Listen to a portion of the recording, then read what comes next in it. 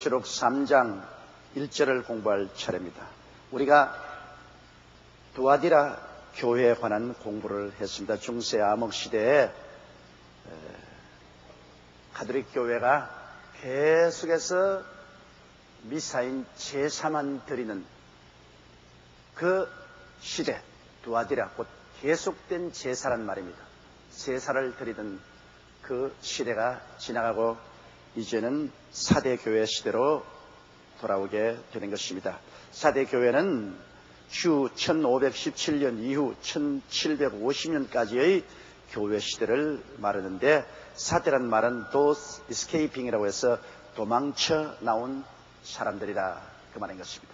그것은 계속해서 제사를 드리고 의식과 형식으로 말미암아 완전히 타락해버린, 구원을 잃어버린 그러한 두아디라 교회에서 벗어난 사람들, 도스 이스케이핑 사대 교회의 시대에 관해서 오늘은 공부하게 될 것입니다. 여러분 잘 아시다시피 두아디라 시대에는 완전히 예수를 믿어서 구원을 얻는 신앙은 완전히 사라져버리고 순수하게 인간 행위를 통해서 선한 행위를 하고 또 행위를 하고 또 행위를 하고 행위를 해서 행위의 공로로 말미암아 구원을 얻는다.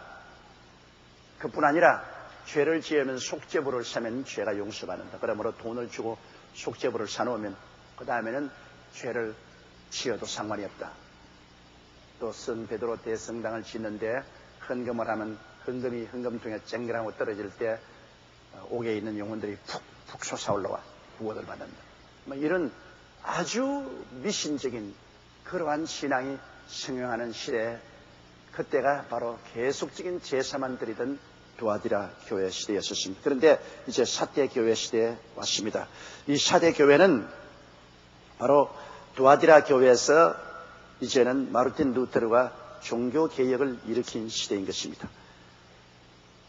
마르틴 루테르는 원래 법학도여서 변호사가 되려고 했으나 그가 친구와 함께 산길을 걸어가다가 소낙비가 쏴지고 벼락이 때려서 친구가 벼락에 맞아 죽었습니다. 그때 그는 오 성한나여, 나를 건져주시면 내가 성직자가 되겠나이다. 그런데 루터는 벼락에 맞아 죽지 않았습니다. 그 결과로 그는 신부가 되고 3년간 많은 금식과 고행을 했습니다. 처절하게 금식을 하고 고행을 해도 그 육체의 정욕에서 벗어날 수가 없고 그 죄책감에 짓눌려서 견딜 수가 없었습니다. 그런데 그가 교회 일로 로마에 일보러 갔는데, 로마에 가면 빌라도의 계단이 있습니다. 예수님이 빌라도에 심판받으러 갈 때 올라갔다는 계단이 있는데, 그 계단은 유리를 깨서 유리 가루를 뿌려놓고 이 팔꿈치와 무릎으로 기어 올라가서 그 최후에 올라가서 빌라도에 심판받을 때 예수님이 떨어뜨린 핏방울이 거기에 있습니다. 실전지 아닌지 몰라도 빨간 핏방울에서 그 유리를 딱 덮어놨습니다. 그게 키스를 하면 죄상을 받는다고 그렇게 말했습니다. 그래서 수많은 순례자들이 로마에 오면 빌라도의 계단에 피를 철철 흘리면서 그 깨어진 유리 위를 기어 올라가서 그 유리로 덮어놓은 핏방울에 입으로 키스를 합니다.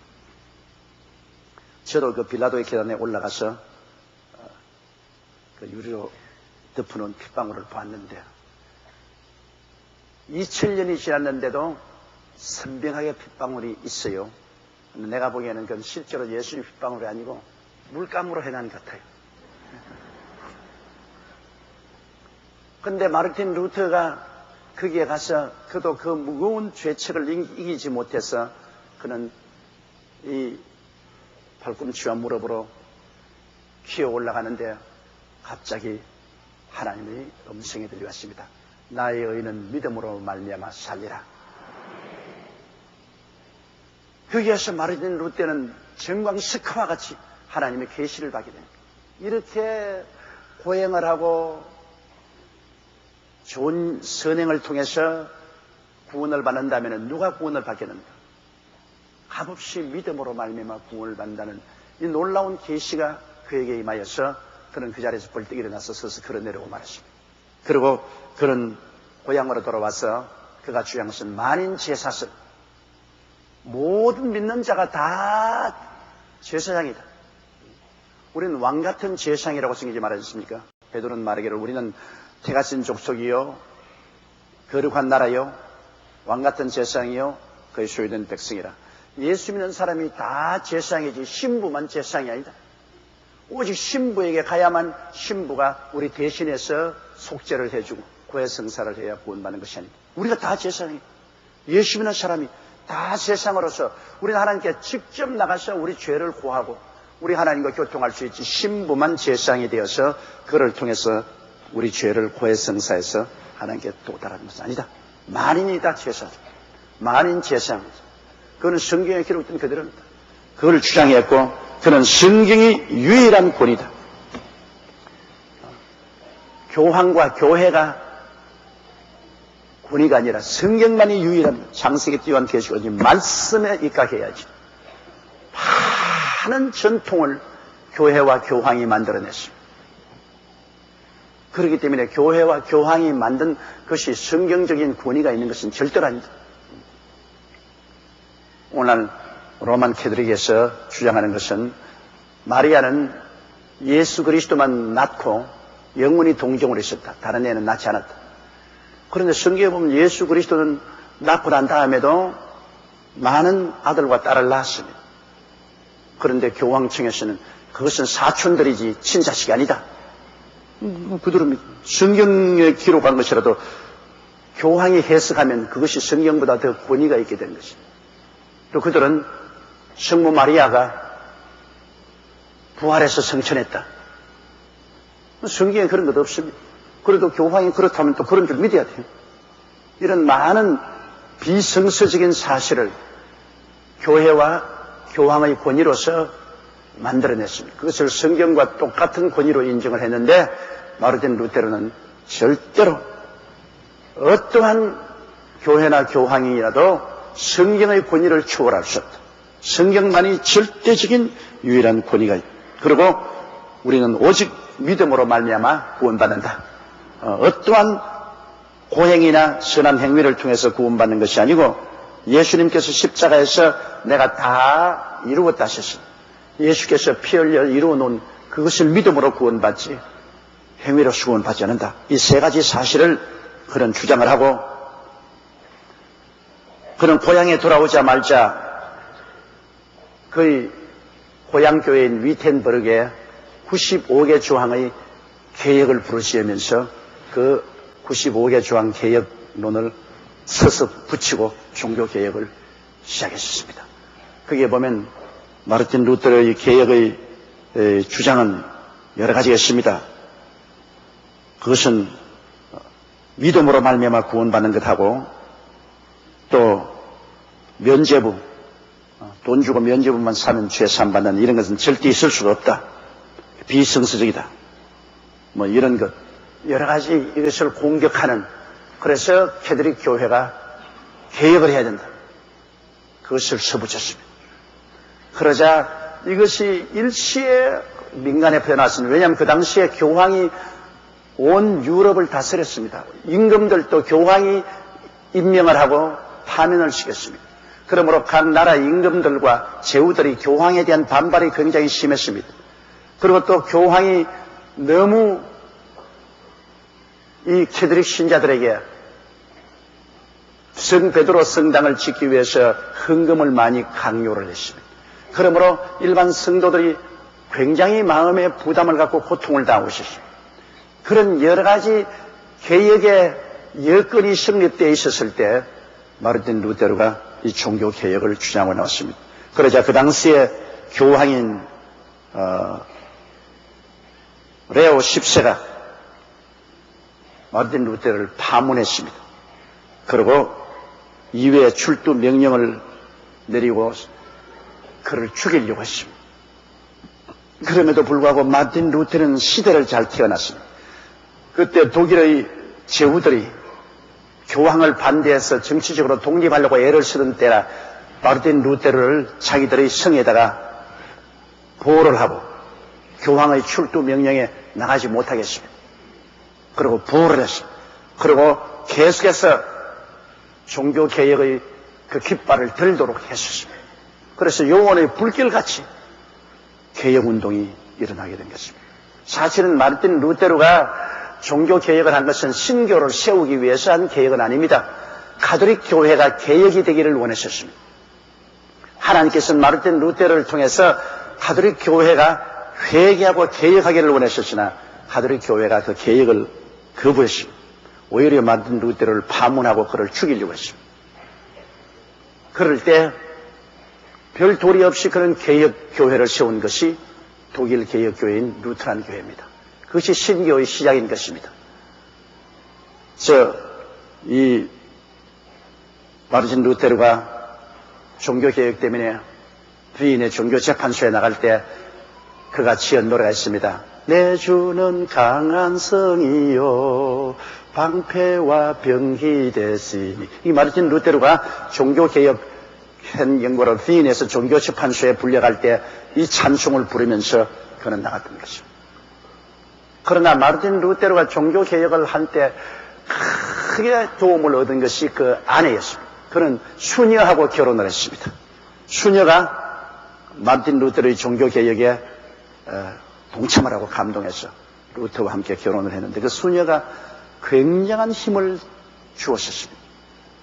너무나 핍박이 심하고 생명이 위험에 처하고 그가 종교개혁을 했지만은 그러나 어디에서부터 손을 떼어서 할지 모르는 그러한 연약한 상태에 있어 루터가 그만 낙심해서 두문불출하고 들어앉았습니다.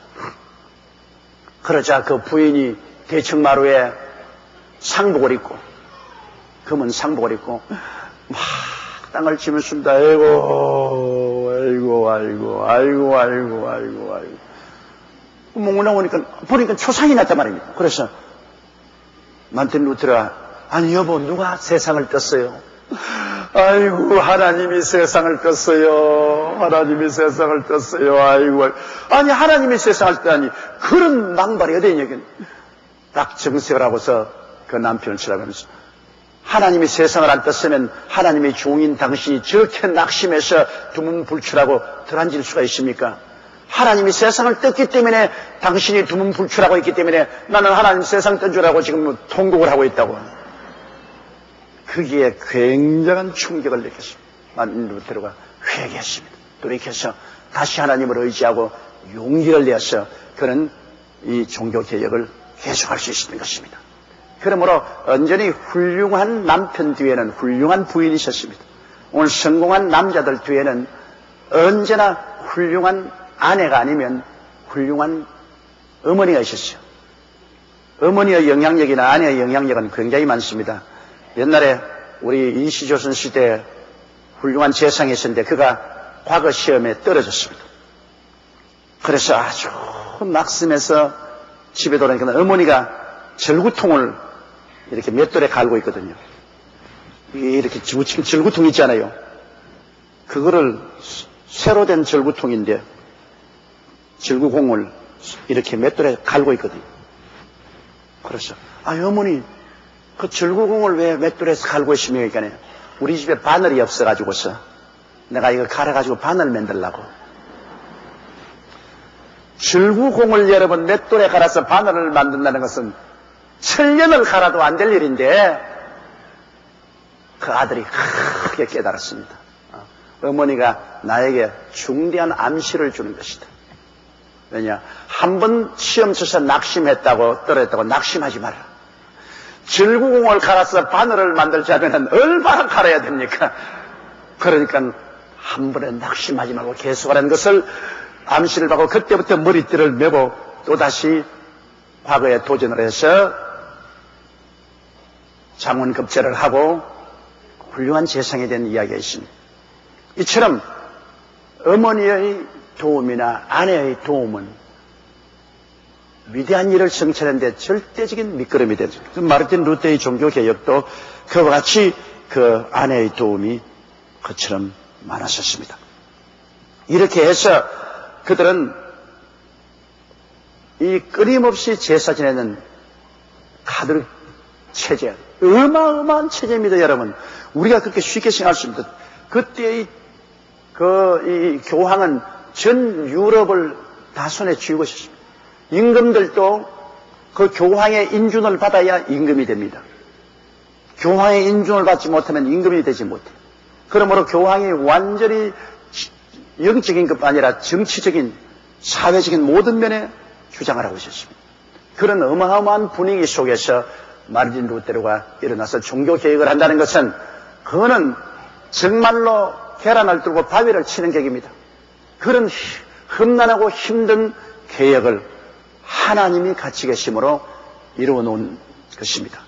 그래서 종교개혁 시대가 바로 사대교회인데, 도스케이핑, 그 끊임없이 제사를 드리는 그 시대에서 벗어난 사람. 그러면 우리 사대교회 보십시다. 사대교회의 사자에게 편지하기를, 하나님의 7 영과 7 별을 가진 이가 가라사대 내가 내 행위를 아노니 내가 살았다 하는 이름은 가졌으나 죽은 자로다. 자, 사대교회에 나타난 우리 예수님 모습, 1517년부터 1750년까지 그 기간 동안에 나타난 사대교회의 우리 주님의 모습은 7 별을 손에 들고 7 영을 가지신 주로 나타난 것입니다. 별은 주의 종을 말하지 않습니까? 그리고 이 7 검축되는 성령을 말하지 않습니까?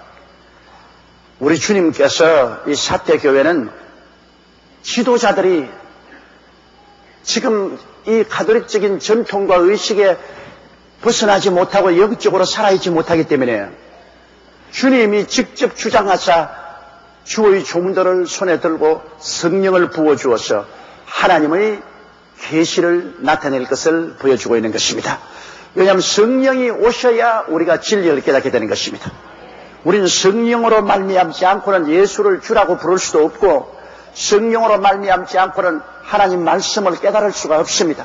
하늘나라는 여러분 성령의 불빛이 비춰야지 세상의 불빛을 비추면 안 됩니다.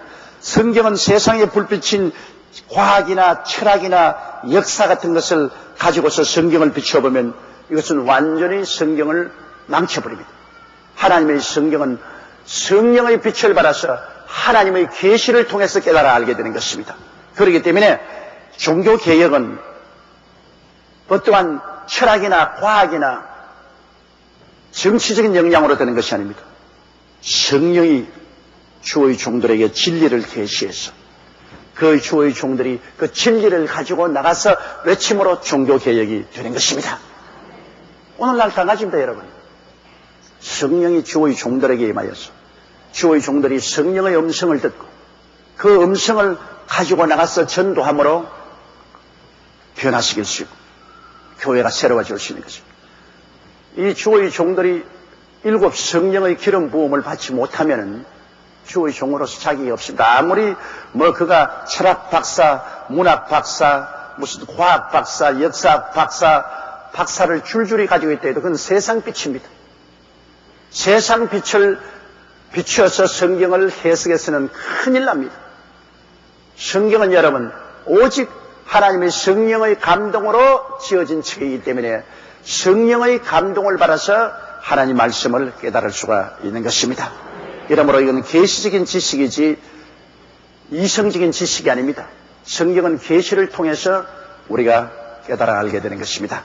그러므로 여기에 나타난 예수 그리스도께서는 7 별 주의 종들을 손에 들고 7 검축대 가운데 선 예수님이 나타난 것. 이제는 성령으로 말미암아 주의 종들이 감동되어서 목회할 때가 왔지, 가톨릭 교회의 제도와 조직에 의해서, 그죠? 제도와 조직 그 속에서 목회할 때가 아니라는 것입니다. 그런데 그 예수님이 하시는 말씀이냐면 내가 살았다 하나 이름은 가졌으나 죽은 자로다. 겨우 종교 개혁을 해서 가톨릭 교회의 그 제도와 조직에서 벗어나왔으나 아직까지도 개혁 종교의 신교의 틀이 잡히지 않았습니다. 아직 신교의 교리도 확립되지 않았고 조직과 교회 제도도 이루어지지 않았기 때문에 여기저기서 개혁의 깃발을 뜨고 일어나도 아직 아무 힘이 없어요.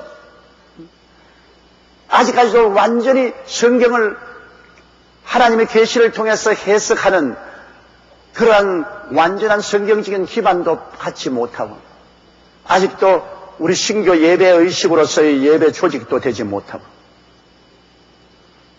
마르틴 루터의 종교개혁을 던 루터 교회도 아직까지 확립되지 못하고 이런 상태니까 우왕좌왕하면서 가톨릭 교회에서 나왔다가 도로 가톨릭 교회로 돌아가는 사람이 있는가 하면 가톨릭 교회에서 나왔다가 그만 이것도 저것도 아니고 신앙을 버리고 그냥 방황하는 사람이 있는가 하면 살았다 하나 실상은 죽은 형태. 빨리 그들에게 말씀을 전가하고 예배를 보도록 제도와 조직을 구비해야 되는데 이것이 미처 되지 않습니다.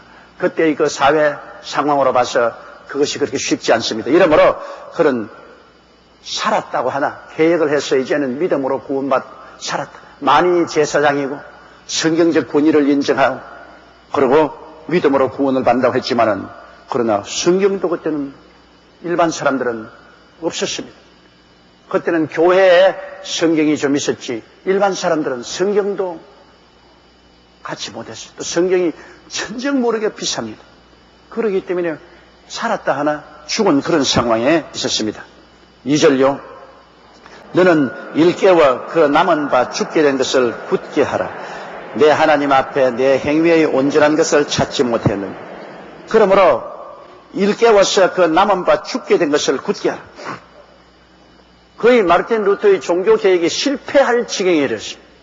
그러므로 종교개혁 때 하나님이 계시를 주어서 일으키는 만인 제사장, 성경의 절대 권위, 믿음으로 말미암아 구원을 한다는 이런 계시된 진리를 굳게 잡아라. 그 잘못하면 그거 다 잃어버립니다. 일깨워서 굳세게 잡아라.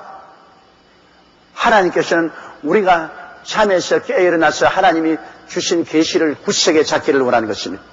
우리 여의도 순복음교회에 하나님이 주신 계시는 오중복음과 삼중축복입니다. 십자가 대속을 통해서 주시는 용서와 의의 구원, 그리고 성령 충만, 천국의 복음, 그리고 마음의 평안과 치료의 복음, 그 다음 형통과 축복의 복음, 부활과 영생 복락의 복음, 영혼이 잘 때면 같이 범사에 잘 때면 강건케 하는 이 하나님의 시대적인 역사의 복음을 우리에게 맡겨주었는데 우리는 그거 굳세게 잡아야 돼요. 이거 타협하면 우리 순복음교회는 사라집니다.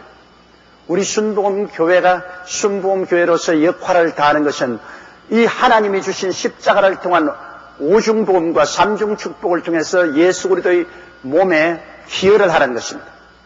하나님은 여러 교회를 세워서 진리를 주었습니다. 장로교회는 하나님의 절대 주권을 주장하고 예정론을 주장하는 그 진리를 맡기시고 그래서 그 장로교회를 통해서 이 진리를 통하여 하나님의 교회에 크게 기여했었습니다. 그러나 감리교 성결교회에서는 성결을 주장하는 그 진리를 주었습니다. 성결을 주장하는, 그래서 성결한 생활하라. 이래서 예수 그리스도의 세계적인 몸된 교회에 크게 기여했습니다. 침례교회는 만인 제사장선, 모든 사람이 다 제사장이 된다. 그리고 한 번 구원을 받았으면 특별한 일이 없는 한 영원히 구원을 받는다. 이런 진리를 그들은 발견해서 또 그리스도의 몸된 교회에 크게 기여했습니다. 한 교단만이 전체 진리를 다 가진 거 아닙니다. 하나님은 이 진리를 이만큼 주시고자 했는데 우리 이 순복음교회에 주신 주님 진리는 오중복음과 삼중축복입니다. 이것을 우리에게 주셔서 이것을 가지고 그리스도의 몸된 교회에 기여를 하라. 서로 나누어 주고 기여하라는 것입니다. 이러므로 우리에게 주신 하나님의 은혜를 우리는 굳세게 잡고 놓치지 말아야 돼요. 놓치면 안 돼요. 그러므로 사대 교회 시대에 바로 마르틴 루터가 종교개혁을 해서 그가 깨달은 진리인 만인 제사장설과 성경의 절대 권위와 믿음으로 구원을 받는다는 이 진리를 놓치면 안 된다. 굳세게 잡아라. 그러나 하나님 앞에 내 행위의 온전한 것을 찾지 못한 그저 살았다나 죽은 형태로서 가톨릭 교회에서 나왔다가 도로 가톨릭 교회로 돌아가는 사람이 있는가 하면 또 나왔다가 방황하다가 그냥 신앙을 잃어버린가 하면 그 행위가 온전하지 못합니다. 그래서 여기에 탄식을 하시는 것입니다. 3절요.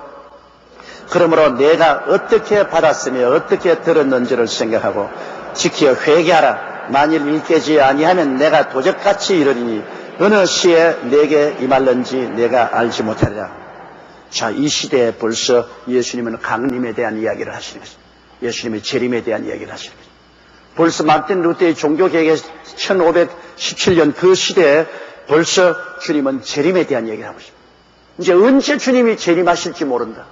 그러니 너희들이 이젠 정신을 차려야 될 것 아니야. 그러므로 어떻게 받았으며 진리를 어떻게 받았냐. 만인 제사장설이나 절대 성경의 권위나 그렇지 않은 믿음으로 의롭게 받은 이 진리를 어떻게 받았으며 너희가 그 진리를 어떻게 들었으며 이것을 생각하고 거기에서 떨어져 나가는 죄를 회개하라고 말합니다. 회개하라. 그것이 마르틴 루테르가 준 것이 아니라 마르틴 루터를 통해서 성령이 교회에게 주신 것입니다, 여러분. 성령이 사람을 통해서 주신 것이요. 그 진리를 어떻게 루터를 통해서 받았으며 그 진리를 어떻게 들었는 것을 기억하고 그 진리를 놓치지 마라. 오늘날 하나님의 성령이 끊임없이 교회에 말씀하고 있습니다. 그 성령께서 누구를 통해서 말씀하시니? 하나님의 영은 사람을 통해서 말씀하십니다.